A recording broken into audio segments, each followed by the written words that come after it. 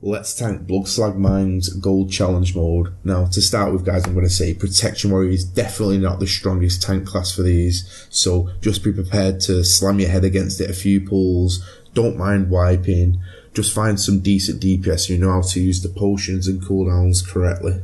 The next and really big important thing before you even begin is to know what glyphs and talents to take. Now, there's a lot of spells in this and spell buffs that the enemies will be putting on each other. One of them puts on a 500k absorb magical shield, which is very, very hard for your DPS to be damaging, trying to kill these mobs as well as dispelling. So I really recommend taking the dispel shield slam glyph and really just looking for this and taking it off as much as possible, especially on the first few pulls. After the main pull, you can either go left or right.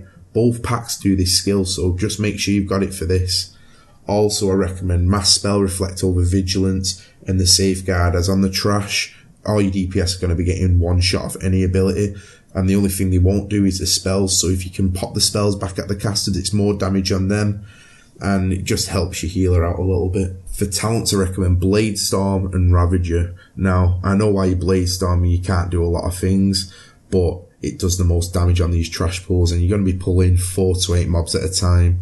Now, while you're also doing this, you need to make sure you've got a cooldown up at all times, and if you haven't got one ready, just make sure your healer's ready to either bomb heals on you, or put a hand of sack on you, or a pain suppression, something along those lines. If you're doing gold CMs, I take it you have a general knowledge of this instance anyway, so everything you're going to be tanking, just have a cooldown ready to go. So let's go into a little bit more detail on the actual trash. So there's 3 things you need to be doing on each trash pull. Know to use your cooldowns because you're going to be getting hit extremely hard. It's very, very strenuous on yourself and the healer. So just make sure you've got a cooldown up. Second, interrupt absolutely everything and anything you possibly can. And third, watch out for the magic absorb shield.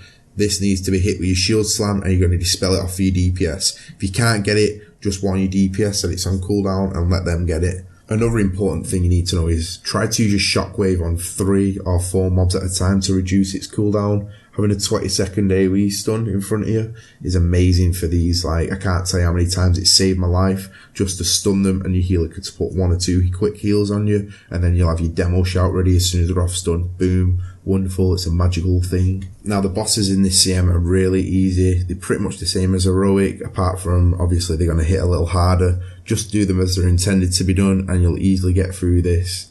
Now, the only thing, if you've done all this correctly, that's going to be holding you back is actually your DPS. Now, if you're only 30 seconds off, you can probably pull a little bit quicker. Just make sure you just like get your speed up, get your tempo up, make sure your DPS are potting at the right times. But apart from that, there's nothing more as a tank you can do.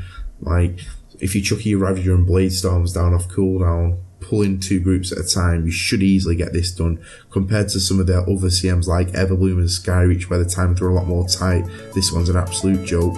Anyway, please like, share and comment on my video if you've got any other questions, and I'll see you in the next video.